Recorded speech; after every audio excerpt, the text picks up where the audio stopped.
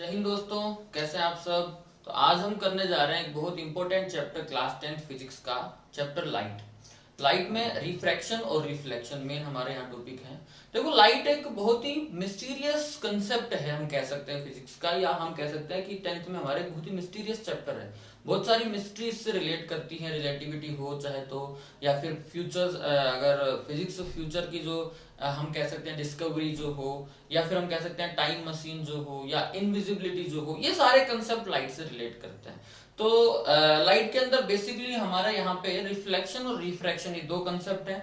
हालांकि light refraction और reflection ही show नहीं करता है, इसके अलावा बहुत सारी चीजें, बहुत सारे इंसिडेंट लाइट शो करता है, जैसे कि टोटल इंटरनल रिफ्लेक्शन हो गया, डिस्पर्जन हो गया, इंटरफ्रेंस हो गया, और बहुत सारे जो इसके हैं। तो ये जो पॉइंट है, ये अभी आगे बहुत डिटेल में हम लोग क्लास 12 में पढ़ने वाले हैं। लेकिन यहाँ पे जो चीज हम पढ़ने वाले बेसिकली वो रिफ्लेक्शन और रिफ्रैक्शन है। तो हम लोग बेसिकली उसी की बात करेंगे। एक्चुअली जो जिस ब्रांच के अंदर हम लोग ये सारी चीजें पढ़ते हैं उसको ऑप्टिक्स बोलते हैं। तो हम लोग बेसिकली अगर कहें तो ऑप्टिक्स का ये चैप्टर पढ़ रहे हैं। क्लास 10th के अंदर हम लोगों को इनके नाम दिए हुए नहीं है, लेकिन 12th के अंदर हम इजीली देखेंगे इन सबको। और 12th के अंदर भी हम इन्हीं सब चीजों को पढ़ने वाले हैं, लेकिन थोड़ा ज्यादा डिटेल से पढ़ेंगे। और यहाँ हम लोग जो है वो एक तरीके से ऊपर ऊपर से पढ़ेंगे इन सारे कंसेप्ट को। तो लाइट की अगर डेफिनेशन की बात करें, अगर एक्सप्लेनेशन की बात करें, तो लाइट हम कह सकते हैं कि लाइट जो है वो इलेक्ट्रोमैग्नेटिक वेव या फिर रेडिएशन का वो पार्ट है जो ह्यूमन आई डिटेक्ट करता है। मतलब एक बहुत बड़ी रेंज होती है इलेक्ट्रोमैग्नेटिक वेव की, या फिर एक रेडिएशन की बहुत बड़ी रेंज होती है। उस रेंज का एक छोटा सा पार्ट जो है वो ह्यूमन आई देख पाती है, डिटेक्ट कर पाती है, तो वो लाइट है। हम लोगों ने उसको लाइट ही कंसेप्ट बोला, और यहाँ पे लाइट ही सूट करता है, क्योंकि इसके अलावा भी रेंज की रेडिएशन होती है जो ह्यूमन आई डिटेक्ट नहीं कर पाती। मतलब बहुत सारी रेडिएशन ऐसी होती है जिनको हम अपनी आंखों से नहीं देख पाते, लेकिन लाइट का एक जो रेंज है उसको हम क्लियरली हमारी आंखों से देखते हैं। और ये एक स्पेक्ट्रम बनता है, जैसे स्पेक्ट्रम को हम बोलते हैं विबग्योर, वी से लेके आर तक। तो ये रेंज की जो रेडिएशन है, इन रेडिएशन को हम अपनी नेक्ड आई से देख पाते हैं, इसके अलावा नहीं देख पाते। तो light is the part of electromagnetic wave and radiation, जिसको हम लोग क्या कर सकते हैं, which can be detect by the human आई, वो पार्ट होता है लाइट का। अब इसके अंदर हम बात करते हैं रिफ्लेक्शन और रिफ्रैक्शन की, ये शो करते हैं। तो हम एक बार बेसिक कंसेप्ट देखते हैं दोनों का ही, रिफ्लेक्शन का भी और रिफ्रैक्शन का भी, किस तरीके से लाइट जो है वो शो करती है रिफ्लेक्शन और रिफ्लेक्शन को। देखो, रिफ्लेक्शन जो होता है वो प्रोसेस है लाइट की, जिसमें कोई लाइट की रे अगर सामने किसी सरफेस से टकरा के वापस उसी मीडियम के अंदर अपना पाथ चेंज कर लेती है। मतलब एक ऐसी प्रोसेस लाइट की जिसमें लाइट किसी मीडियम के अंदर ट्रेवल कर रही है, ठीक है, और सामने किसी सरफेस से ये टकरा के वापस अपना क्या कर ले, अपना जो पाथ है वो चेंज कर ले। अब इसके कुछ रूल हम पढ़ेंगे यहाँ पे कि किस एंगल से ये रिफ्लेक्ट होती है, क्या ये सब होता है। बेसिकली अगर रिफ्लेक्शन की प्रोसेस की बात करोगे आप, तो reflection is that process of light in which the ray of light change its path after collide a surface. कोई भी सरफेस है जिससे वो टकराती है, टकराने के बाद अपना जो पाथ है वो चेंज कर लेती है। चेंज करने का मतलब यहाँ पे क्या है कि जैसे मान लो कोई सरफेस है, उस पर टकरा के वापस आ जाती है। सबसे बड़ी या हम ये कह सकते हैं सबसे इंपॉर्टेंट अगर कंसेप्ट अगर बात करें रिफ्लेक्शन की, तो उसमें यही है कि जो लाइट की रे होती है जिस मीडियम में ट्रेवल करती है, तो रिफ्लेक्शन के अंदर क्या होता है कि जिस मीडियम के अंदर लाइट की रे ट्रेवल कर रही है, जब वो टकराती है किसी सरफेस से, तो उसी मीडियम में ये वापस आती है, रिफ्लेक्ट बैक होती है, मतलब वापस आ जाती है उसी मीडियम के अंदर। इस प्रोसेस को रिफ्लेक्शन बोलते हैं। कुछ रूल होते हैं इसके अंदर, या कुछ मतलब किस टाइप से रिफ्लेक्शन होता है उसको थोड़ा सा समझ लेते हैं। देखो, मान लो जैसे हमारे पास कोई ऐसा सरफेस है, जैसे फॉर एग्जाम्पल आपके पास मिरर है, ये कोई मिरर सरफेस है आपके पास, ठीक है। अब कोई लाइट की रे कहीं से भी आ रही होती है ट्रेवल करके, और कहीं पे इंसिडेंट होती है। मतलब अगर जैसे मान लो ये जो लाइट की रे है ये कहीं से आई और आके यहाँ इस पॉइंट के ऊपर गिरती है, तो मतलब हम कह सकते हैं कि ये जो लाइट की रे है इस पॉइंट के ऊपर इंसिडेंट हुई, ठीक है, टकराएगी। और टकराने के बाद हमने क्या कहा था, अब देखो ऊपर कोई भी मीडियम होगा भाई, मीडियम तो कोई भी हो सकता है, एयर भी हो सकती है, वाटर भी हो सकता है, तो किसी भी मीडियम से ये आ रही होगी, तो यहां से टकराने के बाद ये वापस जब जाती है तो इसी मीडियम, सेम मीडियम के अंदर ये वापस जाती है। तो हम कह सकते हैं कि जैसे मान लो कि ये जो लाइट की रे है ये इंसिडेंट हुई यहाँ पे और इंसिडेंट होने के बाद ये रिफ्लेक्टेड बैक हो गई, मतलब वापस चली गई, इसी मीडियम के अंदर वापस चली गई, टकराई और टकरा के वापस चली गई। अब इसको समझने के लिए कुछ नाम देख लेते हैं हम लोग इनके, कि जो ये रे जो थी लाइट की रे ऑफ लाइट, ये इंसिडेंट हुई इस पॉइंट के ऊपर, आ रही है ना इस पॉइंट के ऊपर, तो इस रे को हम बोलते हैं incident ray, that is called incident ray. अब एक चीज और समझ लेते हैं कि मेजर करने के लिए लाइट को, कि जो रिफ्लेक्शन हुआ लाइट का वो कितने एंगल के ऊपर हुआ, इंसिडेंट जो रे थी वो कितने एंगल के ऊपर आई थी, इन सबको मेजर करने के लिए हम एक पॉइंट कंसिडर कर लेते हैं यहाँ पे, कि जिस भी सरफेस के ऊपर लाइट की रे इंसिडेंट हुई है उस पॉइंट के ऊपर हम लोग एक परपेंडिकुलर ड्रॉ कर लेते हैं। जैसे अगर बात करें यहाँ की, ये जो लाइट की रे है ये इस पॉइंट के ऊपर इंसिडेंट हुई, अगर इस पॉइंट के ऊपर इंसिडेंट हुई तो हम यहाँ पे एक परपेंडिकुलर ड्रॉ कर लेते हैं और इस परपेंडिकुलर को हम बोलते हैं नॉर्मल। और नॉर्मल को डिनोट करने के लिए आप एन से डिनोट कर सकते हो उसको। अगर यहाँ पे आपने कोई पॉइंट दिए हुए हैं तो यहाँ पे आप इसको एन डैश से भी डिनोट कर सकते हो। कहने का मतलब क्या है कि लाइट के रे जहां भी इंसिडेंट होगी, जिस भी पॉइंट के ऊपर इंसिडेंट हो रही है यहाँ पे, उस पॉइंट के ऊपर आपने एक परपेंडिकुलर ड्रॉ किया और उसको हमने क्या बोल दिया, नॉर्मल बोल दिया। और ये जो रे थी ये वापस गई, मतलब ये रिफ्लेक्ट हुई, तो फिर इसको बोला जाता है रिफ्लेक्टेड रे। ठीक है, ये हो गई आपकी जो इंसिडेंट हो रही थी वो इंसिडेंट रे, ये हो गई आपकी रिफ्लेक्टेड रे, और ये हो गया आपका नॉर्मल। नॉर्मल हमेशा कहां होगा, at the point of incidence, जहां पे भी जिस भी पॉइंट के ऊपर लाइट के रे इंसिडेंस होगी उसी पॉइंट के ऊपर आप नॉर्मल ड्रॉ करेंगे। ये हमेशा ड्रॉ करना होता है हम लोगों को।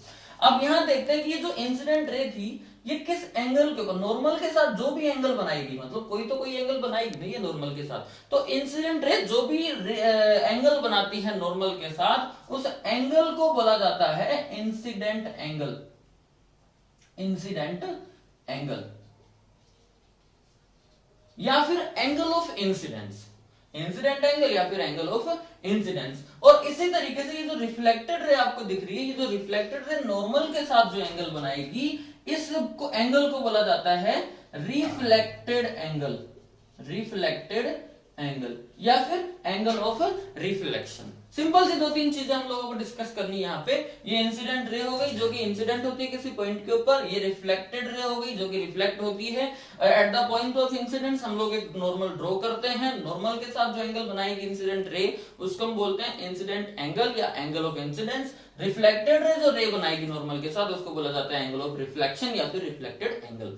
ठीक है, ये इसके कुछ पॉइंट हो गए। अब रिफ्लेक्शन के बेसिकली दो इंपॉर्टेंट रूल या हम कह सकते हैं लॉ होते हैं, लॉज ऑफ रिफ्लेक्शन। उन दोनों लॉ को आप समझ लो अच्छे से क्योंकि हमारे काम आने वाले हैं आगे। तो हम अगर यहां देखें लॉ ऑफ रिफ्लेक्शन क्या होता है, लॉ ऑफ रिफ्लेक्शन, तो इसका जो सबसे पहला इंपॉर्टेंट लॉ होता है वो ये होता है कि ये जो एंगल आपको दिख रहा है ना, इंसिडेंट एंगल जो बना है नॉर्मल के साथ, ये एंगल और ये एंगल रिफ्लेक्टेड एंगल जो बना है ये हमेशा, अच्छा एक चीज और समझ लेते हैं पहले, इंसिडेंट जो एंगल है ना उसको एंगल आई से डिनोट किया जाता है हमेशा। इंसिडेंस एंगल को किससे डिनोट किया जाएगा, हमेशा एंगल आई से। और जो रिफ्लेक्टेड जो एंगल बना है इसको हम डिनोट करते हैं हमेशा एंगल आर से। तो अब यहाँ जो हमारा फर्स्ट लॉ है, लॉ ऑफ रिफ्लेक्शन, उसको समझते हैं। तो हमारा लॉ था कि जो ये एंगल बन रहा है इंसिडेंस एंगल, ये हमेशा इक्वल होगा रिफ्लेक्शन के अंदर, हमेशा इक्वल होगा रिफ्लेक्टेड एंगल के। कभी भी किसी भी पॉइंट पे किसी भी मीडियम में कहीं भी अगर रिफ्लेक्शन लाइट की रे का होता है कहीं भी, तो एक बात आप याद रख लो अच्छे से कि angle of incidence will be always equal to angle of reflection. ये पॉइंट दिमाग में बिठा लो। तो हमारा जो फर्स्ट लॉ है लॉ ऑफ रिफ्लेक्शन का वो यही है कि angle of reflection is always equal to angle of incidence या फिर angle of incidence is equal to angle of reflection. Clear है। सेकंड लॉ भी हमारा बहुत इंपॉर्टेंट है, उसको समझ लेते हैं। अच्छा ये जो चीज है एंगल ऑफ इंसिडेंस और जो बराबर होता है एंगल ऑफ रिफ्लेक्शन के, ये कहीं भी हो सकता है, जरूरी नहीं है। यहाँ पे दो तरीके रिफ्लेक्शन भी हम कह सकते हैं, दो तरीके रिफ्लेक्शन होता है। तो ये जो रिफ्लेक्शन भी होता है ना, ये भी दो टाइप का होता है। रिफ्लेक्शन दो टाइप का कैसे कि एक तो होता है रेगुलर सरफेस। रेगुलर सरफेस का मतलब यहाँ पे होता है स्मूथ सरफेस। जैसे अगर बात करें मिरर की, मिरर का जो सरफेस होता है ना, ये स्मूथ सरफेस होता है, और एक होता है रफ सरफेस। फॉर एग्जांपल अगर हम देखें तो ये ऐसे एक रफ सरफेस होता है ना, तो रफ सरफेस हो या स्मूथ सरफेस हो, मतलब रेगुलर सरफेस हो या इरेगुलर सरफेस हो, अगर रिफ्लेक्शन जहां भी होगा वहां पे ये जो फर्स्ट वाला रूल है ना, ये तो हमेशा अप्लाई होगा कि angle of I is equal to angle of R, मतलब इंसिडेंस एंगल हमेशा इक्वल होगा एंगल ऑफ रिफ्लेक्शन के। अगर आप यहाँ पे भी बात करोगे तो यहाँ पे जैसे मान लो ये जो लाइट की रे है यहाँ इंसिडेंट हो रही है, अगर आप यहाँ नॉर्मल बना के देखोगे इसको, तब भी ये वाला रूल तो जो है हमेशा अप्लाई होगा। मतलब कोई भी सरफेस हो, चाहे तो वो रेगुलर सरफेस है चाहे तो वो इरेगुलर सरफेस है, रिफ्लेक्शन का फर्स्ट रूल हमेशा क्या होगा, अप्लाई होगा कि एंगल ऑफ यहाँ भी और यहाँ भी, angle of incidence will be always equal to angle of reflection. अब सेकंड वाला जो रूल है उसको समझने के लिए हम एक चीज समझ लेते हैं, मतलब उसको समझने के लिए प्रैक्टिकली अगर हम देखें कि ये जो मिरर का सरफेस है, ये अगर मैं मान लूं कि ये जो हमारा ये है, ये एक सरफेस हो गया किसका, मिरर का, जहां से लाइट की रे रिफ्लेक्ट होगी, और ये जो हो गई हमारी इंसिडेंट रे, ठीक है, ये इंसिडेंट रे हो गई, और ये हो गया हमारा सरफेस, और ये जो रे है इसको हम मान लेते हैं रिफ्लेक्टेड रे। तो ये हो गया। अब कहने का मतलब क्या है कि ये जो इंसिडेंट रे है और ये जो रिफ्लेक्टेड रे है, और यहां पे हम बनाते हैं बीच में नॉर्मल, तो ये तीनों चीजें, रिफ्लेक्टेड रे, इंसिडेंट रे और नॉर्मल, तीनों चीजें एक ही साइड तो कोलाइड करेगी ना ये, मतलब एक ही साइड आप कह सकते हो कि इनका जो प्लेन है वो एक ही प्लेन होगा, एग्जिट ही करती है एक सेम प्लेन के अंदर। अगर आप बात करोगे इसकी कि जैसे मान लो ये आपके रिफ्लेक्टेड रे हो गई, ये इंसिडेंट रे हो गई और ये नॉर्मल हो गया, तो इसको आप अगर ऐसे कैसे देखोगे तो ये प्लेन तो सिंपल है ना, एक ही प्लेन हो गया ना, ये एक ही प्लेन का मतलब इनकी डायमेंशन एक ही होंगी, तीनों की सिमिलर। अब अगर ऐसा भी हो सकता है, अगर ये वाला ना समझ में आया हमको कि अगर एक ही प्लेन का मतलब कैसे होता है, तो उसको अगर मैं ये समझाऊं कि जैसे मान लो ये आपकी इंसिडेंट रे ऐसे आ रही है, ठीक है ना, और रिफ्लेक्टेड रे ऐसे आ रही है, ऐसे, एंगल तो इक्वल हो सकता है, एंगल आई तो हो सकता है कि एंगल आर के बराबर हो जाए, लेकिन फिर क्या ये सेम प्लेन के अंदर है? अभी ये सेम प्लेन के अंदर, सेम प्लेन का मतलब तो ये होता है ना, ये सेम प्लेन का मतलब क्या होता है कि तीनों सेम ही प्लेन के अंदर हैं एक साथ। अगर अगर इनको यहाँ पे एक पेपर बनाए अपन, तो ये तीनों एक ही पेपर पे आ जाएं, तो वो होता है सेम प्लेन। तो सेकंड और इंपॉर्टेंट रूल हमारा ये है कि normal, incident ray and reflected ray, तीनों के तीनों सेम प्लेन के अंदर लाई करती हैं, एक ही प्लेन के अंदर एग्जिस्ट करती हैं। तो इंसिडेंट रे, सेकंड रूल क्या है हमारा, incident ray, normal and reflected ray. आप अगर नोट करना चाहो तो कर सकते हो, रिफ्लेक्टेड रे ऑल लाई इन ए सेम प्लेन। तो ये दो लॉ होते हैं रिफ्लेक्शन के, लॉज ऑफ रिफ्लेक्शन इनको बोलते हैं। बेसिक से तो हम इतनी बात कर रहे हैं रिफ्लेक्शन की यहाँ पे, हालांकि पूरा चैप्टर बनाएंगे इसके ऊपर, रिफ्लेक्शन और रिफ्रैक्शन के ऊपर, पर ये एक जनरल नॉलेज हो गई किसकी, रिफ्लेक्शन की। अब जिस तरीके से रिफ्लेक्शन की हमने पढ़ी, वैसे हम रिफ्रैक्शन की भी देखते हैं। देखो रिफ्रैक्शन का मतलब क्या होता है, रिफ्लेक्शन का मतलब तो होता है कि लाइट की रे आए, ट्रेवल करती हुई आए, किसी मीडियम से टकराए और टकरा के वापस जाए, ये जो प्रोसेस है ना, आ रही है, टकराई, टकरा के वापस आ रही है, इसको तो हम बोलते हैं रिफ्लेक्शन। यहां तो रिफ्लेक्शन की अगर बात करोगे तो यहां तो एक ही मीडियम है आपके पास, उसी मीडियम में आ रही है और टकरा के उसी मीडियम में जा रही है।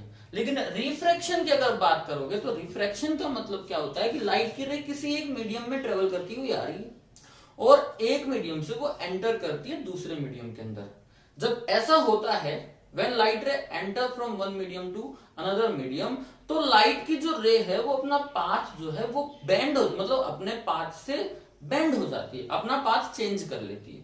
तो ये जो प्रोसेस है किसकी, बेंडिंग की, the process of bending the path of रे, जो लाइट की रे का जो पाथ है वो जो बेंड होता है, कब, when it travel from one medium to another medium, when it enter from one medium to another medium is called refraction.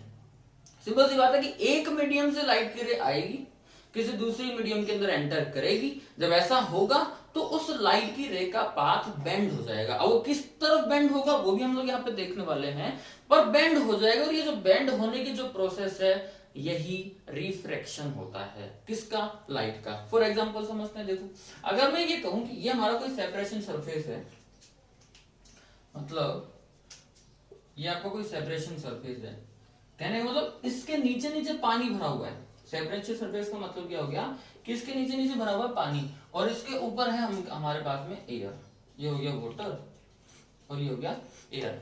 अब जो लाइट की रे है वो एंटर कर रही है, ये इस तरीके से लाइट की रे जो है वो ट्रेवल कर रही है, ठीक है। अब एयर के अंदर है ना ये, अब एयर के अंदर है, यहां पे आपका एक सेपरेशन सरफेस हो गया। इस पॉइंट पे लाइट की रे जो है वो एंटर करने वाली है एयर से वाटर के अंदर।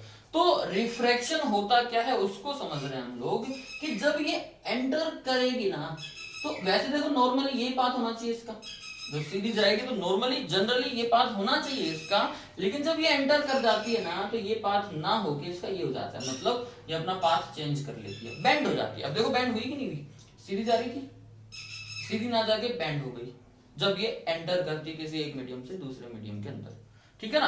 अब ये जो बेंड होती है ना, यहां सिर्फ एक ही बार होती है और वो भी एक ही पॉइंट के ऊपर। जब इसका रिफ्रैक्शन होगा ना, तो जहां पे रिफ्रैक्शन होगा सिर्फ वहीं पे, ये नहीं कि आगे बेंड होती जा रही है और वापस आ रही है, नहीं, सिर्फ इसी पॉइंट पे बेंड होगी और उसके बाद स्ट्रेट जाएगी। एक बार बेंड हो गई यहाँ पे, उसके बाद सीधी जाएगी। That is the refraction, the bending of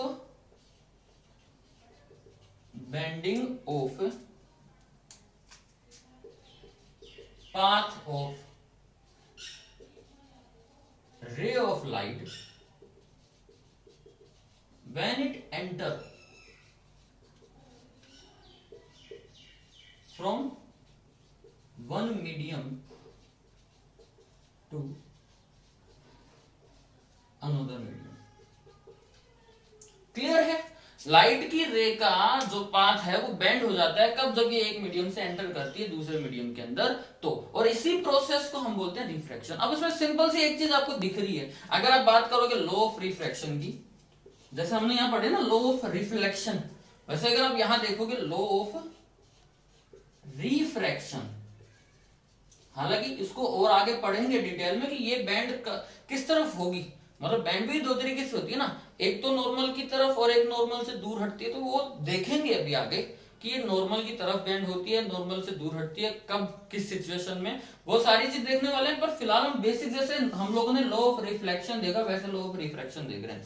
तो देखो फर्स्ट लॉ जो आपको यहाँ दिखाई दे रहा है रिफ्लेक्शन में, एंगल आई जो है वो इक्वल हो रहा है आपके एंगल आर के। अगर आप क्लियरली यहाँ देखोगे तो यहाँ पे हो सकता है कि तो पहली चीज आपको क्या करना है, जैसे पॉइंट ऑफ इंसिडेंस के ऊपर आप नॉर्मल ड्रॉ करते हो वैसे पॉइंट ऑफ इंसिडेंस पे आपको नॉर्मल ड्रॉ यहां भी करना है। तो ये हो गया आपका पॉइंट ऑफ इंसिडेंस पे नॉर्मल, ठीक है। अब देखो ये एंगल देखो आप, ये वाला एंगल ये नॉर्मल हो गया और ये आपकी वही इंसिडेंट रे, ठीक है। अब ये जो रे है रिफ्रैक्ट हुई है ना, ये हो गई आपकी रिफ्रैक्टेड, वो इंसिडेंट रे, ये रिफ्रैक्टेड रे और ये नॉर्मल, ठीक है। एंगल भी वही बनता है, ये जो एंगल आपको दिखाई दे रहा है एंगल आई लिख रहा हूं मैं डायरेक्टली, एंगल आई मतलब एंगल ऑफ इंसिडेंस, और ये जो एंगल बन रहा है देखो ध्यान से देखो, ये वाली इस एंगल की बात कर रहा है, ये रे नहीं है, ये सिर्फ हमने समझने के लिए डैश डैश करके बनाया था कि अगर मान लो यहाँ पे वाटर नहीं होता तो ये सीधी जाती, रे आपकी ये है, जब ये रिफ्रैक्ट हुई तो अब एंगल ये बन गया। अब क्लियरली आपको दिखाई दे रहा है कि ये एंगल और ये एंगल तो भैया बिल्कुल भी आपको इक्वली दिखाई नहीं दे रहे, क्लियर है ना। तो ये रूल तो आपका पॉसिबल हो ही नहीं सकता यहाँ पे। कौन सा वाला रूल, ये वाला, कि angle of I angle of equal होता है एंगल ऑफ आर के रिफ्लेक्शन में, वहां पे तो हो ही नहीं रहा, तो ये रूल नहीं है। अब यहाँ पे दो अलग रूल बनते हैं, एक रूल कौन सा, ये वाला, ये तो अटैच होता है यहाँ पे, सेम चीज यहाँ पे है, देखो प्लेन तो वही है ना, प्लेन तो सेम ही है ना। अगर मैं कहूं कि इंसिडेंट रे, रिफ्रैक्टेड रे और नॉर्मल तीनों एक ही प्लेन में तो एग्जिस्ट करते हैं, तो ये रूल तो फिट बैठता है इस पे। पहला रूल आप लिख सकते हो कि incident ray, normal and refracted ray all lie in same plane. Second वाला जो रूल है, ये जो एंगल ऑफ आई और एंगल ऑफ आर का, यहाँ पे इक्वल तो है नहीं, तो यहाँ पे हम रेशियो लेते हैं एक। अब रेशियो कौन सा है उसको समझते हैं कि जो एंगल ऑफ इंसिडेंस है, अगर इसका आप साइन रेशियो लेते हो, मतलब ट्रिग्नोमेट्री में अगर इसकी वैल्यू लेते हो साइन में, और जो एंगल ऑफ रिफ्रैक्शन है इसकी भी वैल्यू लेते हो आप साइन में, इन दोनों का जो रेशियो होगा वो हमेशा कांस्टेंट होगा। जो हमारा सेकंड वाला जो रूल है, एंगल ऑफ इंसिडेंस का साइन रेशियो और एंगल ऑफ रिफ्रैक्शन का भी साइन रेशियो, ये ऑलवेज एक कांस्टेंट होता है, ठीक है। और ये जो कांस्टेंट निकल के आएगा, इसी कांस्टेंट को आप रिफ्रैक्टिव इंडेक्स कहते हैं, that is called refractive index. तो ये जनरल इंफॉर्मेशन ली हम लोगों ने रिफ्लेक्शन की और रिफ्रैक्शन की, बेसिक लॉ हम लोगों ने देखे। उसके बाद अब इसके आगे डिटेल से हम लोग पढ़ने वाले हैं सारी चीजें, कितने टाइप का होता है रिफ्लेक्शन, कैसे होता है, ये सारी चीजें। तो आज का ये एक तरीके से कहें तो इंट्रोडक्शन था लाइट का, कैसे रिफ्लेक्शन और रिफ्रैक्शन होता है। तो आज के लिए इतना ही, बाकी हम नेक्स्ट एपिसोड में देखते हैं।